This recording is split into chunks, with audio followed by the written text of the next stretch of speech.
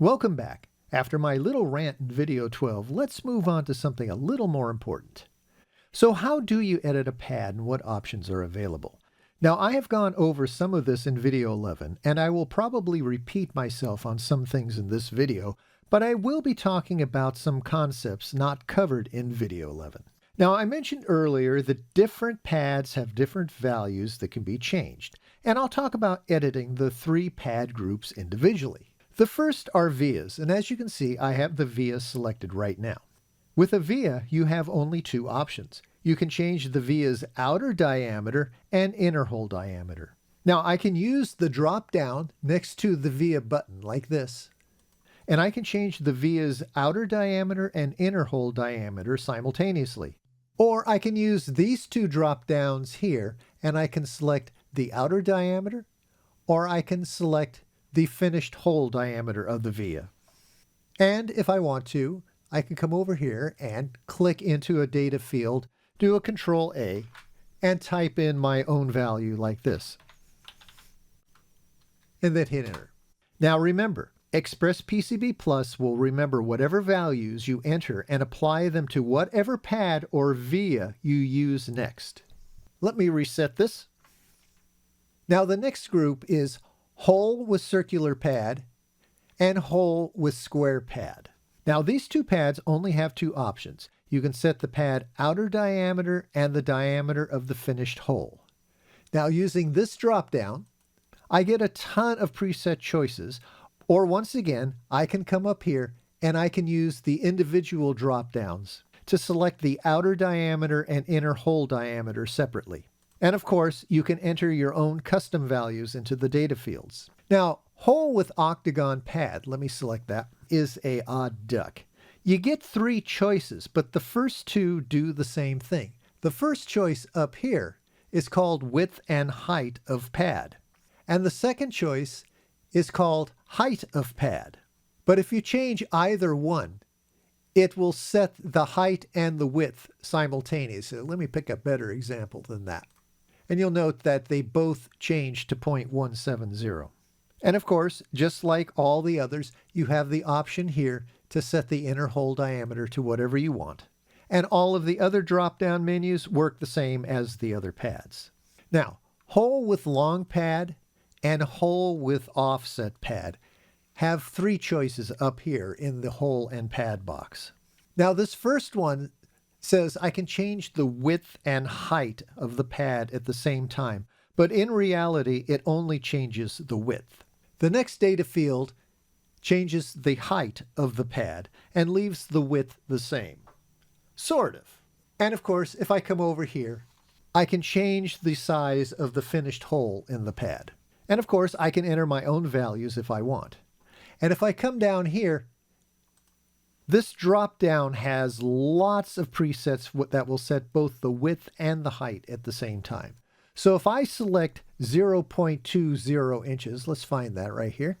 My pad is now 0.2 inches high and wide. Well, it's not 0.2 inches wide. As I mentioned in video 11, it is actually 0.4 inches wide and 0.2 inches high. And I'll explain why in video 14. Now, the 5 pads without holes are what you would expect. Circular pad and octagon pad have only one data field, and that is for the diameter, so I can change it like that if I want. Now, the square pad is also called rectangular pad, and it has 2 data fields. And of course, you can make the pad square, or by entering different values into the data fields, you can make the pad rectangular like this. Now, long pad and offset pad only have 2 data fields, one for the height and one for the width. And of course, all the drop-downs work again, and you can also enter your own custom values into the data fields if you want. And again, I want to point out that when you change to a new type of pad, you have to deselect the pad you just placed, then select the hole and pad tool again, then select the pad type you want, and then place your new pad. Now, I went over this in video 11 and 12. Now, if you haven't watched those videos, I encourage you to do so. Personally, I feel that the pad you just placed should not stay selected so you can easily change to a new pad type and move on without going through 2 additional keyboard strokes. This last item placed staying selected also affects other things too, as I explained in video 12. Now, sometimes it is helpful and sometimes it is a royal pain in the posterior. Okay, let's do a quick example. Now, I'm going to change the hole with circular pad, so I'm going to come up here and I'm going to select that. And I'm going to use this drop down next to the hole with circular pad button. And I'm going to select a 0.056 inch outer diameter pad with a 0.029 inch hole. Or if I wanted to, I could change the outer diameter and hole diameter separately like this. I'll make the outer diameter 0.15 inch by clicking on that. And then I'll come up here and I'll make the hole diameter 0.079 inch like that. And of course, I could have typed in numbers up in the data fields. Now I'm going to change the inner hole diameter back to 0.029. So let's do it like that. And just so you know, the easiest way to enter custom numbers, as I have mentioned before, is you click in the data field, you do a Control A, then you enter your new value, so we'll do 0.079, and then just hit enter. And remember, there is no need to type IN for inches after the number, just hit enter. And that also applies to millimeters and thousandths of an inch if that's what you're working in.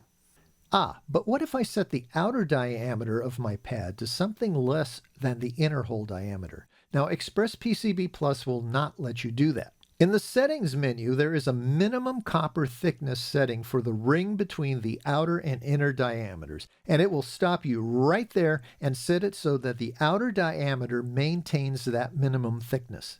Now in my program, it looks like that thickness is 0.017 inches. Let me reset that hole with circular pad and zoom in a bit. Now we know that this pad has an inner hole diameter of 0.046 inches and an outside diameter of 0.100 inches. Let's go change the outer diameter of the pad to 0.041. Now note up in the data fields that the hole diameter stayed at 0.046 inches, but the outer diameter went to 0.063 inches. The outer diameter did not go to 0.41 inches like we requested, but went to a diameter that is 0.017 inches larger than the hole diameter.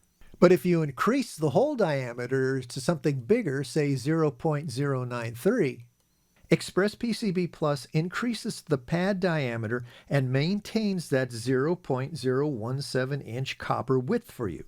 You can see that the outer diameter has increased to 0.110 inches, which is 0.017 inches larger than the hole diameter.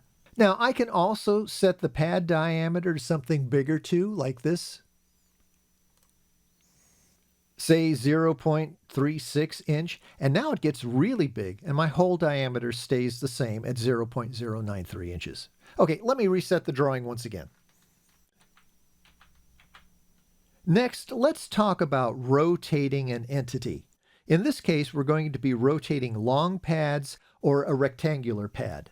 Now, Express PCB Plus does not handle rotation of pads like a TrueCAD program does. At least, I can't make it act like a TrueCAD program. Now, this may be due to restrictions on how printed circuit boards are produced. I really don't know enough about the manufacturing process to say with any certainty. Let me change to a new drawing. Here is a board with rectangular and long pads. Now, all of the pads were inserted with an angle of 0 degrees. Now, 0 degrees is the default angle pads will insert at. As you can see, 0 degrees is to the right-hand side of the screen. I have also shown the origin point for the different pads as well, and the reason why I did that will be shown soon.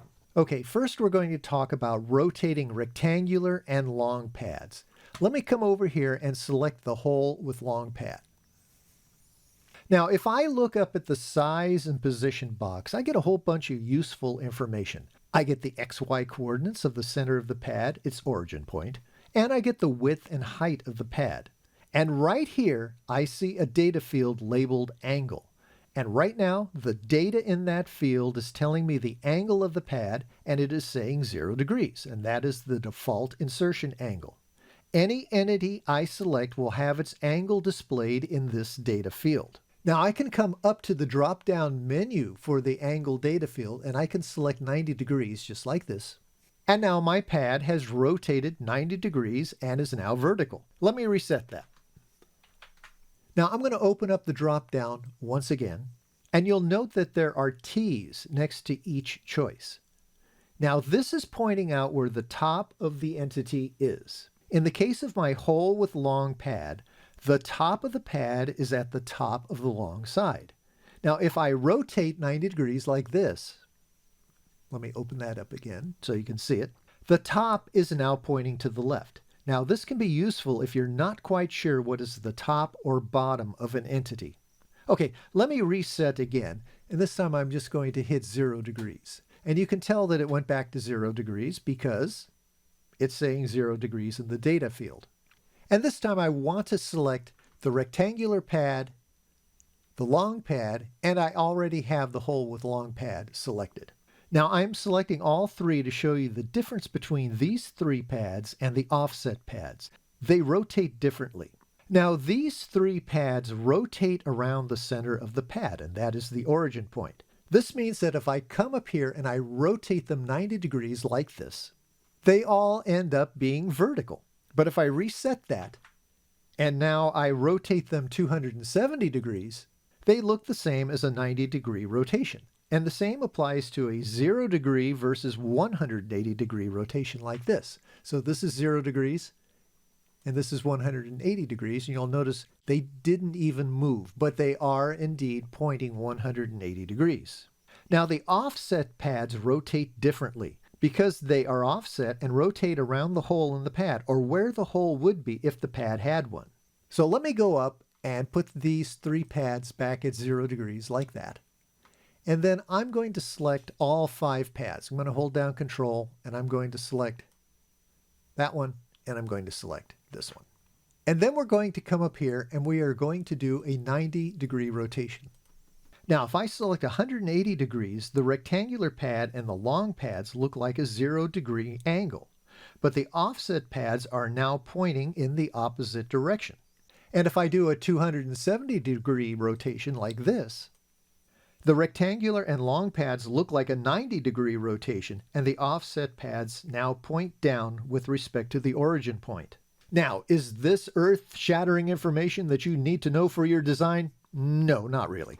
But like a lot of things that I have shown you, it is interesting and shows some insight into how ExpressPCB works, and that is the whole point of these videos. So, can you enter your own angles into the angle data field? Well, yes and no. Let me put all of these pads back to 0 degrees like this. And then I'm going to come down here and I'm going to select the hole with long pad. No, actually, I think we should select the hole with offset pad like this. Now I can come up here to the data field. I can click in there. I can do a Control A. And now I can type in 90 and hit Enter. And the pad will rotate to 90 degrees. But I can only enter angles into the data field in 90-degree increments. So if I try to enter something else, say let's try entering 35 degrees. I'll do a Control A. I'll type in 35, hit Enter. And now my pad has popped back to 0 degrees. However, if you look at the angle data field, it's still telling me that the pad is at 35 degrees.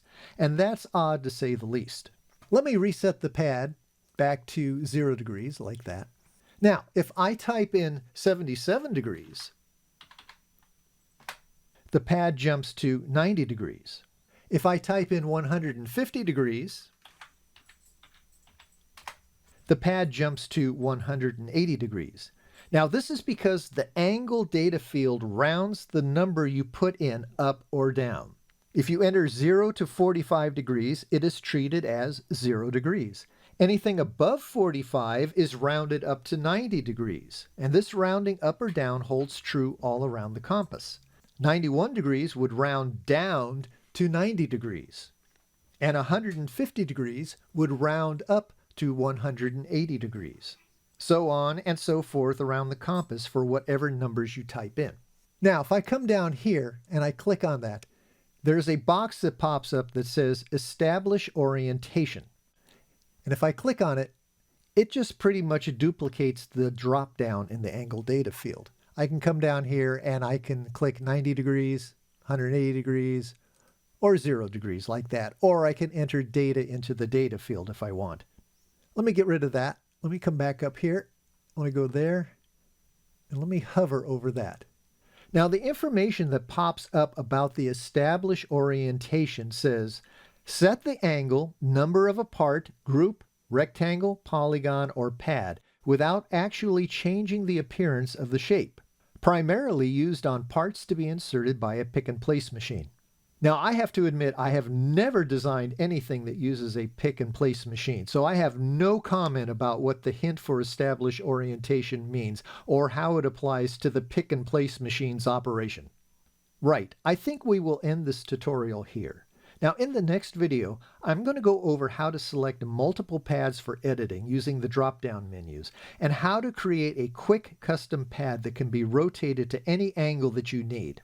We'll see you soon.